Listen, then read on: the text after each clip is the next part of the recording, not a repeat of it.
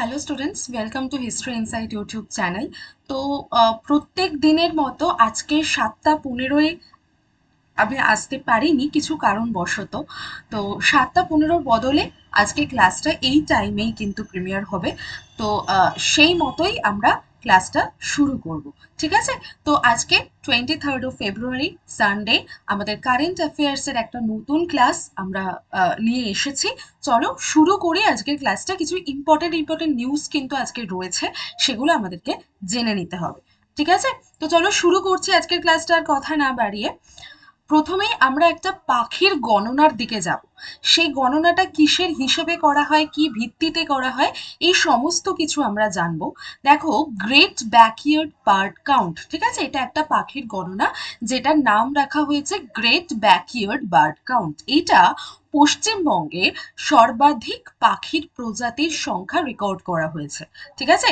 এখানে পশ্চিমবঙ্গ এখানে কিন্তু শীর্ষ রাজ্য হয়ে গেছে, যেখানে ভারতের মধ্যে সব থেকে বিভিন্ন টাইপের প্রজাতির পাখি পশ্চিমবঙ্গে কিন্তু সর্বাধিক পরিমাণে রেকর্ড করা হয়েছে। ঠিক আছে? তো দেখো, গ্রেট ব্যাকইয়ার্ড বার্ড কাউন্ট যেটা, বা যেটাকে আমরা সংক্ষেপে জিবিবিসি বলে থাকি, এটা সাধারণত একটা বিশ্বব্যাপী পাখি পর্যবেক্ষণ অনুষ্ঠান। সারা বিশ্বের মধ্যে এটা হয়ে থাকে, যেখানে যেখানে পর্যবেক্ষকরা বেসিক্যালি পাখির প্রজাতির গণনা করে থাকেন, যে কোন রাজ্যে কত ধরনের পাখি রয়েছে, বা এই ধরনের বা কত প্রজাতির পাখি দেখা যাচ্ছে, এই ধরনের একটা সমীক্ষা ওরা চালায়। এবং এই অনুষ্ঠানটি দেখো ভারতবর্ষে ঘটেছে হচ্ছে 14 থেকে 17 ফেব্রুয়ারি 2025। ঠিক আছে? যেখানে ভারতের মধ্যে থেকে 1068টি প্রজাতির পাখি কিন্তু নথিভুক্ত করা হয়েছে। ঠিক আছে? বোঝাতে পারলাম তাহলে কি দেখা যাচ্ছে? গ্রেট ব্যাকইয়ার্ড বার্ড কাউন্ট যেটা, এটা সারা বিশ্বের মধ্যেই অনুষ্ঠিত হয়ে থাকে। এটা একটা বিশ্বব্যাপী অনুষ্ঠান, যেখানে পাখি পর্যবেক্ষক যারা রয়েছেন তারা একটা পাখির লিস্ট করে থাকেন যে কত রকমের প্রজাতির পাখি পাওয়া যাচ্ছে। ঠিক আছে? তো সেখানে ভারতবর্ষও এরকম একটা ওনারা সমীক্ষা চালিয়েছিলেন। সেখানে টোটাল 1068টি পাখির প্রজাতির সন্ধান পাওয়া গেছে, যার মধ্যে পশ্চিমবঙ্গ রাজ্যে কিন্তু সর্বাধিক প্রজাতির পাখির সন্ধান পাওয়া গেছে। ঠিক আছে? তো পশ্চিমবঙ্গ এমন একটা রাজ্য হয়ে গেছে যেখানে পর পর 3 বছরেই এই রেকর্ডটা হয়েছে, যে পরপর 3 বছরেই কিন্তু দেখা গেছে যে পশ্চিমবঙ্গই হয়ে গেছে এমন একটা রাজ্য যেখানে সর্বাধিক প্রজাতির পাখির দেখা মিলেছে। ওকে? আচ্ছা, দেখো পশ্চিমবঙ্গে টোটাল 543 রকমের পাখির রেকর্ড পাওয়া গেছে। ওকে? যার মধ্যে বিভিন্ন পাখির বিভিন্ন সমৃদ্ধ পাখি, যেগুলো বৈচিত্র্যপূর্ণ প্রজাতির, এখানে কিন্তু আমরা দেখতে পাচ্ছি।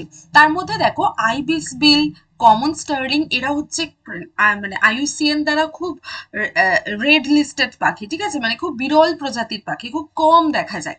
এই ধরনের পাখিও কিন্তু আমাদের পশ্চিমবঙ্গে দেখতে পাওয়া গেছে। এই আইবিস বিল আর কমন স্টার্লিং কিরকম দেখতে দেখো, এই দেখো, এটা হচ্ছে কমন স্টার্লিং এর ছবি। এই ধরনের পাখি আমাদের পশ্চিমবঙ্গে কিন্তু খুব কমন, খুবই দেখা যায়। ঠিক আছে? আর এই যে আইবিস বিলের কথা বলা হচ্ছে, এরকম অনেকটা বকের মতো দেখতে, সামনের ঠোঁটটা দেখো কতটা লম্বা। তো এই ধরনের পাখিটাও কিন্তু আমাদের পশ্চিমবঙ্গে দেখা গেছে। মেনলি এটা হিমালয়ের এরিয়ার মধ্যে থাকে, হিমালয়ান পাখি এগুলো। ঠিক আছে? এই আইবিস বিল এটাও কিন্তু আমাদের ওয়েস্ট বেঙ্গলে দেখতে পাওয়া গেছে। ঠিক উল্টো দিকে আমরা কমন স্টার্লিং কিন্তু খুব বেশি দেখতে পাই আমাদের ওয়েস্ট বেঙ্গলেই। ঠিক আছে? তো এই ধরনের যে বিরল প্রজাতির পাখিগুলো রয়েছে, এগুলো কিন্তু আমাদের পশ্চিমবঙ্গে দেখতে পাওয়া গেছে। তো এটা একটা গুড নিউজ। চলে যাচ্ছে আমাদের পরের নিউজে। দেখো, পরের নিউজে রয়েছে পার্কিনসন রোগ বা পার্কিনসন ডিজিজ, যেটাকে সংক্ষেপে পিডি বলা হচ্ছে। এটা সম্প্রতি আমাদের নিউজে খুব রয়েছে। এটা কেন রয়েছে, বা এটা কি দ্বারা ঘটিত হয়, কি ধরনের ব্যাধি, আমাদের এগুলোকে একটুখানি জেনে নিতে হবে, কারণ এখান থেকে কিন্তু ছোট ছোট অনেক রকমের প্রশ্ন আসতে পারে। ঠিক আছে? তো ডিজিজকে ঘিরে কিন্তু একটা খুব ফেমাস বা খুব কি বলবো, একদম কাছের টপিক হচ্ছে আমাদের পিএসসি এবং এসএসসির, ঠিক আছে? এরা কিন্তু এই ডিজিজকে নিয়ে প্রচুর প্রশ্ন করে থাকে। তো সেদিক থেকে যদি আমরা দেখি, পার্কিনসন রোগ হচ্ছে একটা খুব নিউরোজেনারেটিভ একটা ডিজিজ, ঠিক আছে? মানে আমাদের ব্রেন আর আমাদের যে ব্রেনের সঙ্গে যে নার্ভ যুক্ত রয়েছে তার দ্বারা ঘটিত এক ধরনের ব্যাধি, ঠিক আছে? তো যার ফলে কি হয়, আমাদের যে হাঁটা চলা এই সমস্ত কিছুর ওপরে একটা খুব গুরুত্বপূর্ণ প্রভাব ফেলতে পারে এই পার্কিনসন ডিজিজ। এটা কি করে দেখো, ডিটেলে বলা আছে, এটা স্নায়ু কোষগুলোকে দুর্বল করে দেয়, আমাদের ব্রেনে গিয়ে একটা হ্যাম্পার করে। এখানে পরে বলা হয়েছে, দেখো আমাদের এই রোগটা মূলত সাবস্ট্যান্সিয়া নিগ্রাকে প্রভাবিত করে। সাবস্ট্যান্সিয়া নিগ্রা আমাদের ব্রেনের মধ্যেই একটা ছোট জায়গা, যেটাতে মূলত এটা হিট করে বা আঘাত করে। তো এর ফলে কি হয়, আমাদের হাঁটা চলা, আমাদের শরীরের মধ্যে একটা অদ্ভুত কম্পন দেখা দেয়। দেখবে মানুষের বয়স হয়ে গেলে কি খুব হাত পা কাঁপে, একটা নার্ভের প্রবলেম দেখা দেয় না, হাত পা কাঁপতে থাকে, কোনো জায়গায় মানে খুব স্লোলি তারা হাঁটা চলা করে, কোনো জায়গা থেকে আরেক জায়গায় যেতে গেলে অনেকক্ষণ টাইম লাগায়। তো এই ধরনের প্রবলেমগুলো কিন্তু পার্কিনসন ডিজিজ হলে আমাদের ঘটতে পারে, ঠিক আছে? তো এটাই অ্যাকচুয়ালি করে, ওই ওই সাবস্টেন্সিয়া নিগ্রাকে কিন্তু কমপ্লিটলি এটা অফেক্ট করে, যার ফলে কি হয়, আমাদের ওই মস্তিষ্কের অঞ্চলে ডোপামিন তৈরি হয়, যেটা আমাদেরকে সচল রাখে। তো সেটা আর তৈরি হতে পারে না, ঠিক আছে? তো তার ফলে আমাদের মধ্যে কিন্তু দেখো কম্পন, তারপরে কোনো একটা পায়ের কোনো একটা জায়গা বা হাতের কোনো একটা জায়গা খুব স্টিফ হয়ে যাচ্ছে, নাড়াতে পারছি না আমি, হ্যাঁ? তো এই ধরনের প্রবলেমগুলো দেখা দেয়, ভারসাম্য মানে ব্যালেন্স ইমব্যালেন্স দেখা দেয়, ঠিক আছে? তো এবং এই রোগ যদি আরো বাড়তে থাকে, আরো বাড়তে থাকে, আরো খারাপের দিকে যেতে থাকে, তাহলে রোগীদের কিন্তু হাঁটা চলাতে প্রবলেম হবে, কথা বলাতে প্রবলেম হবে, ঠিক আছে? রোজের যে কাজকর্ম সেইগুলোতেও কিন্তু অনেক রকমের সমস্যা দেখা দেয়, ঠিক আছে? আচ্ছা, একটা গবেষণা করা হয়েছে, এই গবেষণাতে দেখা গেছে যে এই 24OHC বা যেটাকে আমরা বলছি 24 হাইড্রক্সি কোলেস্টেরল, ঠিক আছে? এইটা, এই 24OHC হচ্ছে কি ফ্যাক্টর, বা এইটা এক ধরনের কোলেস্টেরল, ঠিক আছে? আমরা তো জানি আমাদের শরীরের মধ্যে ব্যাড কোলেস্টেরল থাকে, গুড কোলেস্টেরল থাকে। তো এই 24 হাইড্রক্সি কোলেস্টেরল যেটা আমাদের শরীরের মধ্যে উৎপন্ন হয় বিভিন্নভাবে, এটাই হয়ে গেছে এই পার্কিনসন ডিজিজের কি ফ্যাক্টর, মানে এটার কারণেই কিন্তু এই পার্কিনসন ডিজিজ ঘটে থাকে, ঠিক আছে? তো এটা একটা কোলেস্টেরল মেটাবলাইট, ঠিক আছে, যার কারণে কিন্তু পার্কিনসন ডিজিজ ঘটে থাকে। তো এটা আমাদেরকে জানতে হবে। তাহলে পরীক্ষায় আমাদের অনেক টাইপের প্রশ্ন আসতে পারে, পরীক্ষায় আমাদের প্রশ্ন আসতে পারে যে এই যে পার্কিনসন ডিজিজ এখন সম্প্রতি খবরে এত দেখা যাচ্ছে, এটা কোন টাইপের ব্যাধি? তাহলে আমাদের বলতে হবে এটা নিউরো ডিজেনারেটিভ একটি রোগ। এটা আমাদের কোন অংশকে সব থেকে বেশি অ্যাফেক্ট করে? না, আমাদের মস্তিষ্ককে সব থেকে বেশি অ্যাফেক্ট করে। মস্তিষ্কর কোন জায়গাটিকে, সাবস্ট্যান্সিয়া নিগ্রাকে সব থেকে বেশি প্রভাবিত করে। বোঝা গেল? আচ্ছা, এরপর বলতে হবে এটা কি কারণে ঘটে থাকে, তাহলে বলতে হবে এর জন্য কি ফ্যাক্টর বা এর জন্য দায়ী হচ্ছে যে কোলেস্টেরল, সেটা হলো 24 হাইড্রক্সি কোলেস্টেরল।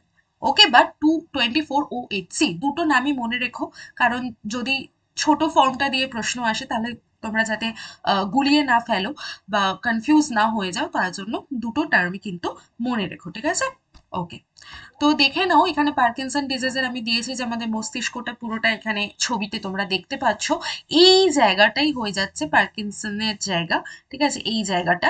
এবং এখানে দেখো পুরো মার্ক করে করে দেওয়া আছে যে কোন জায়গাটাকে কি জায়গা নাম দেওয়া হয়েছে, ঠিক আছে? তো এই সাবস্ট্যান্সিয়াল যে নিগ্রাটা যেটা আমি আগেই বলছিলাম, তো এইটা হচ্ছে এই এই পোর্শনটা, ঠিক আছে? এই পোর্শনটা হচ্ছে সাবস্ট্যান্সিয়াল নিগ্রা, এই পোর্শনটাতে খুব বেশি অ্যাফেক্ট করে এবং এটা একটা নার্ভের মতো দেখতে পাচ্ছ। তো এইটা কিন্তু আমাদের এই ধরনের প্রবলেমগুলো তৈরি করতে পারে।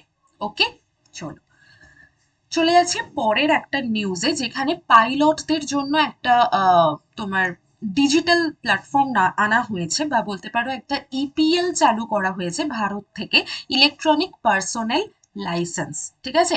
এটা অনেক ধরনের সুবিধা প্রদান করে পাইলটদের জন্য। তো তোমরা জাস্ট এটা দেখো, আমি ছবি দেখে তোমাদের একটু বোঝাই, তারপর আমি ভিতরটা বলছি। দেখো, এটা 100% ডিজিটাল বলেছে, রাইট? আচ্ছা, এটা একটা মোবাইল অ্যাপ দিচ্ছে, ইসিজিএ নামে একটি মোবাইল অ্যাপ দিচ্ছে। আর কি দিচ্ছে? রিয়েল টাইম অ্যাক্সেস দিচ্ছে পাইলটদের সিকিউরিটির জন্য, ঠিক আছে? এবার আমরা নিউজে আসি। দেখো, চীনের পরে চীন হচ্ছে ফার্স্ট একটা কান্ট্রি হয়ে গেছিল যে কিনা ইপিএল চালু করেছিল। তারপরে ইন্ডিয়া কিন্তু এমন একটা কান্ট্রি হয়ে গেছে যে এই ইপিএল ব্যবস্থা চালু করেছে, যেটাকে বলা হয় ইলেকট্রনিক পার্সোনেল লাইসেন্স। আমাদের পুরো নামটা কিন্তু ভালো করে মনে রাখতে হবে। এটা কি করছে দেখো, কেন্দ্রীয় বেসামরিক বিমান পরিবহন মন্ত্রী যিনি রয়েছেন কে রামমোহন নাইডু, তিনি কিন্তু 20 ফেব্রুয়ারি 2025 এই তোমার পাইলটদের জন্য এই ইপিএল চালু করেছেন বা এটাকে কিন্তু উদ্বোধন করেছেন। কোথায় উদ্বোধন করেছেন? নিউ দিল্লিতে উদ্বোধন করেছেন। তো এই জায়গা থেকে আমাদের ছোট ছোট এই কয়েকটা প্রশ্ন আসতে পারে যে এটা কবে চালু করা হয়েছে এবং এটা কোথায় উদ্বোধন করা হয়েছে, কে উদ্বোধন করেছেন।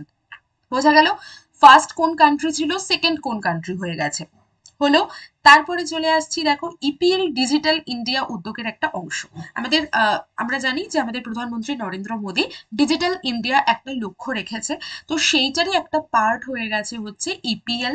ঠিক আছে, এটার ইজ অফ ডুইং বিজনেসের দিকে একটা লক্ষ্যমাত্রা রেখেই কিন্তু এটা কাজ করে থাকে। ঠিক আছে, তাছাড়া দেখো এটা বিদ্যমান যে আমাদের স্মার্ট পাইলটরা এক ধরনের স্মার্ট কার্ড ব্যবহার করে থাকেন, তো সেই স্মার্ট কার্ডের পরিবর্তে তাদেরকে একটা মোবাইল অ্যাপ দিয়ে দেওয়া হচ্ছে। সেই অ্যাপটার নাম কি ইসিজিএ মোবাইল অ্যাপ। ঠিক আছে, ইসিজিএ মোবাইল অ্যাপ, এই মোবাইল অ্যাপের অ্যাক্সেস এই পাইলটরা পেয়ে যাবেন, যার ফলে তাদের ডিজিটাল লাইসেন্স তাদেরকে প্রোভাইড করা হচ্ছে। ঠিক আছে, তো পাইলটদের ডিজিটালি লাইসেন্স প্রোভাইড করা হচ্ছে এবং এটা একটা রিয়েল টাইম অ্যাক্সেস পাইলটদের সিকিউরিটির জন্য। ঠিক আছে, এতদূর পর্যন্ত বোঝা গেল।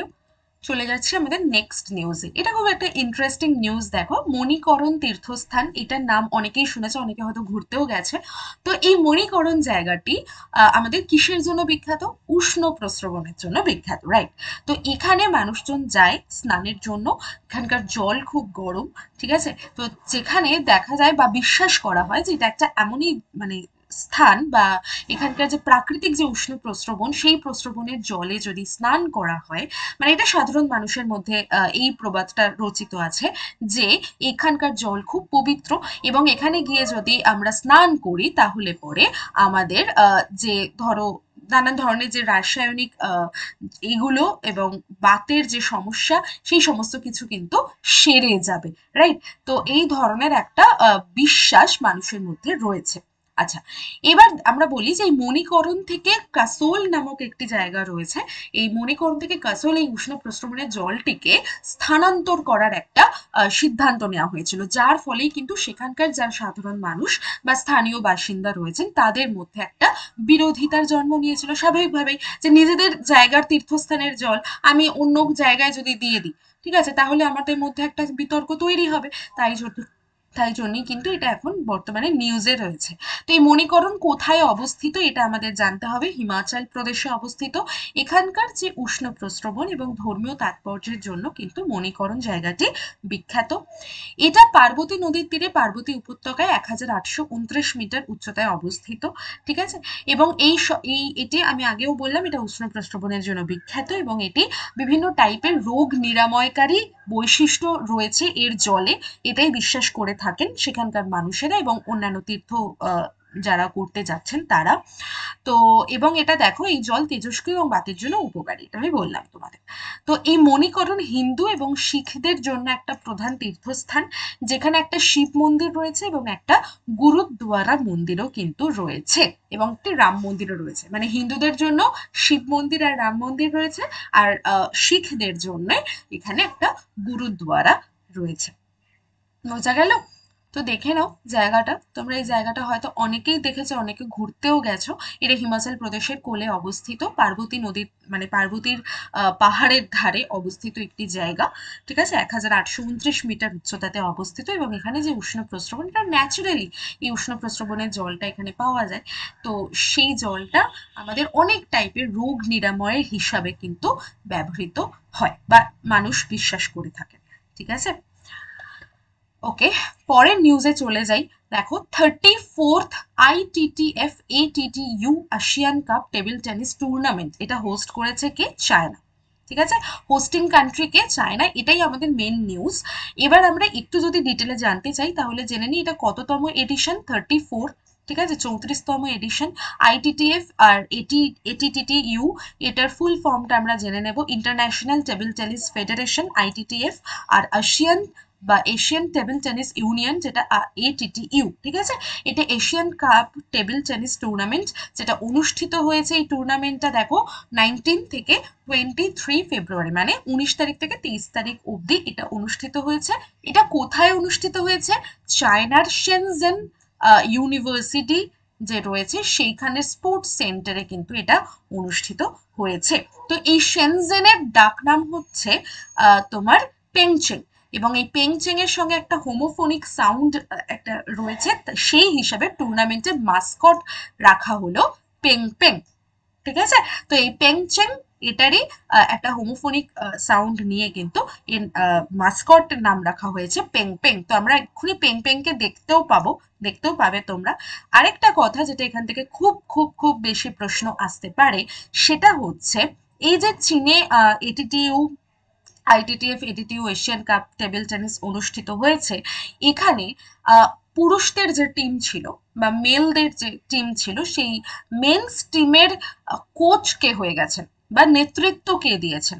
তো আমাদের দেখো শরৎ কমল কিন্তু সেখানে নেতৃত্ব দিয়েছেন। ভেরি ভেরি ইম্পর্টেন্ট, ভীষণই ইম্পর্টেন্ট, যে কারণেই কিন্তু এটা এখন আমাদের নিউজে সব থেকে বেশি চলছে।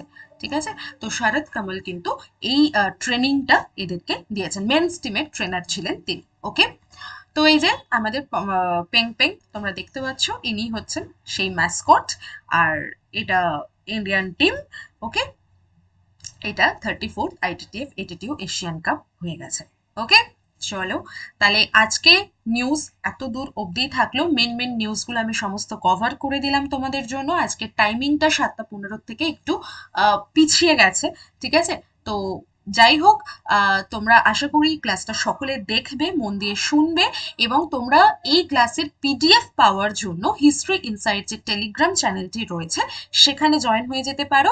এবং হিস্ট্রি ইনসাইট টেলিগ্রাম চ্যানেলের লিঙ্ক তোমাদের ডেসক্রিপশন বক্সে দিয়ে দেওয়া আছে, ওখান থেকে তোমরা জয়েন হয়ে যেতে পারো ডিরেক্টলি, বা টেলিগ্রামে গিয়ে তোমরা হিস্ট্রি ইনসাইট বলে সার্চ করবে, সেখানেও কিন্তু এই লোগোটা দেখতে পাবে, হিস্ট্রি ইনসাইটের লোগো, এবং তোমরা সেই চ্যানেলে গিয়ে জয়েন হয়ে যেতে পারো।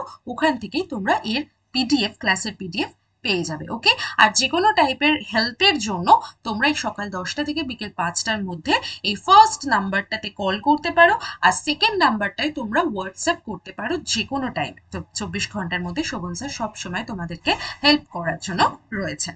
ওকে, তো চলো আজকের এত দূর অবধিই রাখছি, দেখা হবে আবার আগামীকাল। সবাই ভালো থেকো, সবাই ভালো করে পড়াশোনা করো।